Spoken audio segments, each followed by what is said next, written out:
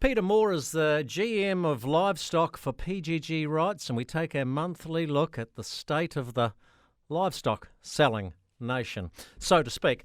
But before we do that, Peter Moore, let's have a look at selling livestock under level 3 versus level 2 versus level 1, because the lockdown in Auckland goes from Wellsford at the top to Pukekohe at the bottom. There must be some sale yards in there, is there? Good afternoon. Yeah, the Wellsford sale yards are in there, and Tuakau sale yards are just outside. So, we've got people that live in the level 3 area that technically, would come to work in level 2, which obviously they can't come across those lines. So there's a few challenges in that space, but level 2, obviously across most of the country, it's pretty much business as usual. But Wellsford's the only sale yard that's affected directly at the moment, but who knows what will happen in the next 48 hours as to what we're looking at then. Well, no one knows. Look, if we did have to go to level 3, heaven forbid, would that be the end of physical livestock sales? Are we going to what happened during lockdown at level 4? At the previous lockdown at level 3, our sale yards were virtually all closed at level 3. Since then, we've obviously developed some more online technology which would enable us to live stream some sale yards.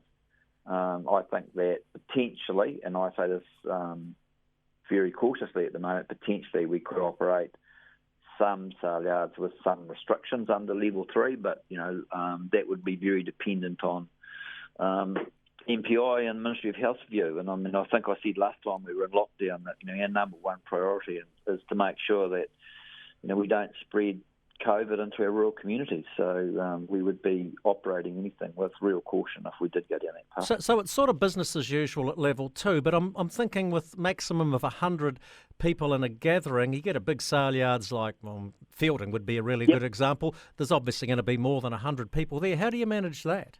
Well, we basically have to keep, obviously have to trace everyone that comes onto site. We have to be sometimes, I suppose, almost quite brutal around who actually physically gets access to the sale yard. So we have to manage that very carefully. But this time of the year, Jamie, it's actually not too bad because obviously it's a bit of an off-season. We're not having the big sales that we would have probably in a month's time with the big spring cattle fairs and big spring sheep fairs.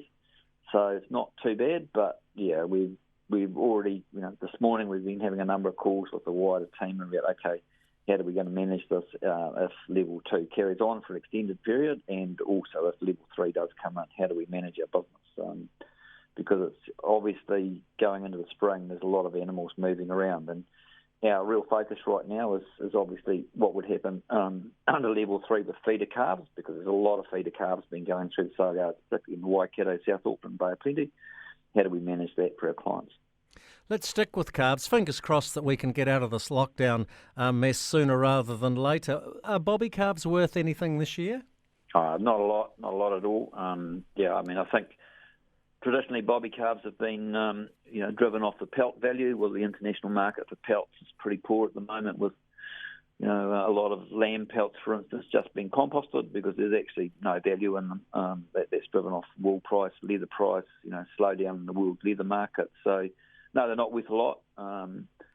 That's why it's important that good quality calves that can be reared for beef, do continue to be reared because that's the future of our beef industry as well. So.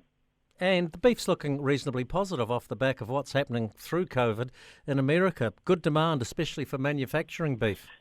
Yeah, and I think what we're seeing, Jamie, worldwide, though, is, we're seeing, manufacturing beef's largely commodity. So what we are seeing is that the demand for commodity foods is still quite high, which is good for us in the short term. But I think one of the challenges is, we've spent a lot of time and effort in the last probably 5 to 10 years across all sectors of the agriculture community producing added value products. And at the moment, those added value products that would have gone into food service and ultimately into restaurants is proving to be quite a challenge. And as we move into the new season and we get new season's lambs on board and the cattle kill ramps up, I think we could have some real challenges moving that high-value product, which will then reflect on schedules at some point. Yeah, well, obviously that's going to be the case for lamb as well.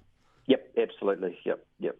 So international markets are sound, but as I say, that a high-end added value products, the demand for that is not great. Peter Moore, GM of Livestock for PGG Wrightson, thank you very much for your time, and thanks for clarifying the situation around our sale yards and livestock sales around level 2 and level 3. I don't even want to talk about level 4. And next month when I speak to you, Peter, I want to be in level 1. What do you reckon? Absolutely, we need to be back in level 1. It's challenging times in New Zealand. We've still got one of the best parts of the world to be in right now, but I think this is not going away tomorrow worldwide, that's for sure. Thanks for your time. No, you're welcome.